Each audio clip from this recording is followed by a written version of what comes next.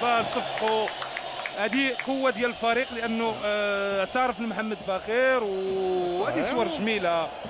نعم شوف الحياه كنظن عنده حتى الوسام، فبالتالي كان قادر نعم رفقه الفريق. صور جميله جدا. الحياه تستمر يسري، فدائما غادي يمشي البنزرتي وغيمشي فاخر غيمشي بودريقه، ولكن اسم الرجاء هو اللي كيبقى. نعم. وخصو يبقى دائما كبير. اسم الرجاء، اسم الوداد، اسم الجيش، اسم الأندية. نعم. الانديه المغربيه خصها تبقى، والانديه الاخرى خصها تشتغل. نعم. وتشتغل بشكل كبير حتى انها توصل لمصاف الانديه الكبيره، لان هذا ماشي جاء عمل اعتباطي ولا جاء عمل بالصدفه، فهو عمل مشروع ديال هذا الرئيس. نعم. جاء خدا الدوري وخدا الكاس وشارك ولعب النهائي ديال الكاس، ولعب النهائي وشارك في كاس العالم. والان يعني خدا مبالغ كبيره، خدا العطف ديال الجماهير اللي هو اغلى من اي ثمن. نعم. وهذا الرئيس النادي، فبرافو بودريقه. صغير السن يعني بكل صراحه، ولكن فكر كبير. العقل يعني خدم. كان عنده مشروع. نعم. وبدا بمشروع وناضل بالمشروع ديالو. هذا واقع، ماشي ما عندك ما تقول. دابا هادشي اللي كاين، هذا واقع بكل صراحه. نعم. يسري العديد من الناس تيقولوا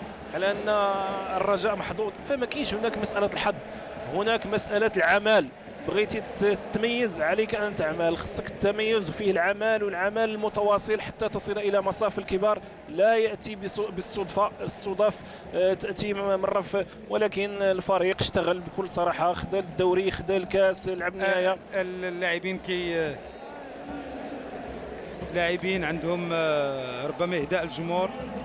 نعم. الو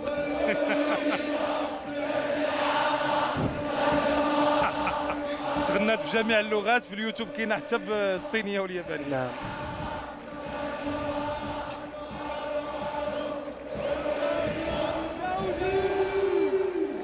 لان التحدي يسري كان كيعتقد على ان الرجاء